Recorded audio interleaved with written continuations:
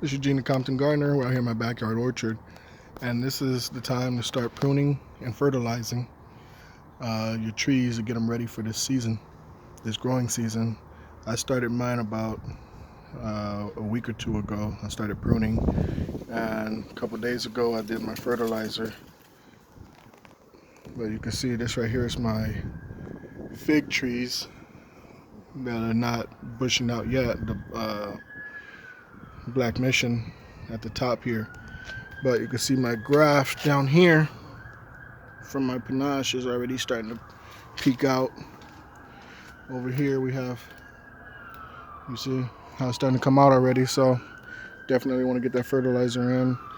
And right now I use just like a fertilizer to improve the flowers. Not necessarily, I don't want too much nitrogen because my trees already pretty much reached the height that I want it to be. My citrus trees, you can see all of the new growth coming in. So definitely got that fertilizer, pruned it, took out all of the dead wood from the center of it, and just did the height control. Over here my pluraries, you can see how those was already to the top of this roof over here, and I brought that all the way back down to about 5 feet there, and just left some fruiting wood on there. You can see the flowers here on one, a bit of flowers over this side too. All right, I have my dwarf nectarine and peach down here ready to go for this season. I did have to put this little cage around because my bunny was taking off some of the branches down there, so I want to protect the trees from that. But see, citrus, right? These are my Oro Blanco grapefruits. You can see I still have one down here, but it started fruiting. Also, for those citrus there, it still had a lot of fruit. Last week I went through when I saw the flowers, the new flower starting to come. I just went ahead and stripped the tree of all the fruit so that it could focus its energy on the new fruit. But they held on pretty well. You can see I don't want to interfere with the new growth and the new fruit for this year, so I went ahead and pruned off all of the fruit there. Lemon tree down here. It's my Meyer lemon. See, it has fruit. Look at all of those flowers. Hey, Kane. Let's see hi, girl.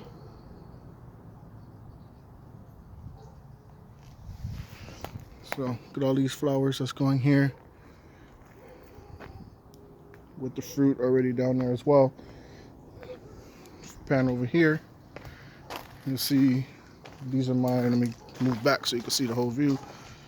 If you remember, my persimmon trees were all the way past these lights here and up to that roof. So I didn't want it to grow even taller than that. So I brought it back down to height, do the height control. But also make sure that you keep it within your walkway. So you can see here where my walk path is, just goes right around. This is the bed here for the persimmons here. And this one is ready for the next season. Already got the fertilizer. Already did the heavy pruning this year for size control. And pretty much ready.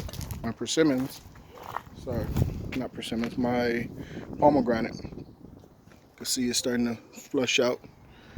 All right, look at my other pomegranates over here.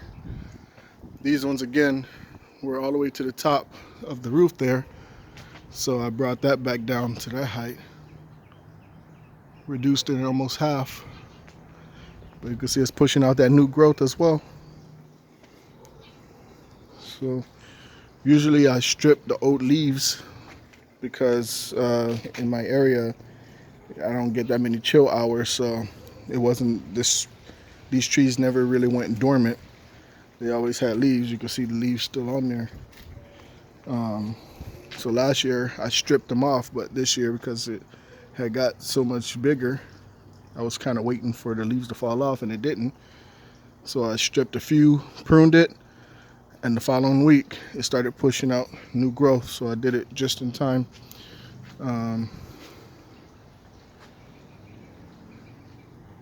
So what else? Oh, my Jujubes, which are in this little opening here. You can see that one's ready for this next season. Let's make sure it's out of the walkway here. And those are my two-in-one Jujube there. And that this season will kind of just hang over. I would have to walk underneath it. If I want to keep it out of the walkway, I would have to start working on this branch here that's curving over. But that's a lot of fruit. That's a big branch. You can see. And just leave that one going straight up. But I'm not going to do that. I'm going to let it kind of curve over, and I'll just walk underneath it. Just make sure that it's not, hanging down too low. And of course my peach, this is my donut peach, which is in flower right now. So what I'm doing is I'm working on a graft. I grafted that one onto here since they both are flowering around the same time. So hopefully next year, if this graft takes, I'll have that two-in-one right there that flowers around the same time. But that's pretty much it. Just want to encourage you guys to get out, start pruning and fertilizing. You see my mule kumquat still going strong with all these fruit.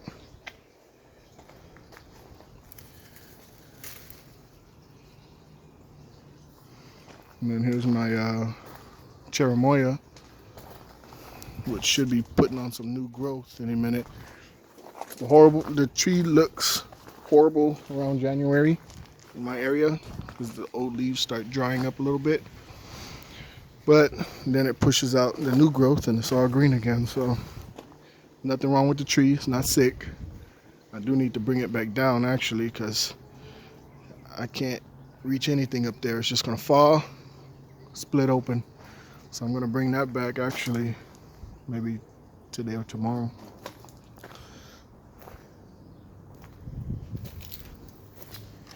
And then from my previous videos, if you remember, I had two cherimoyas here.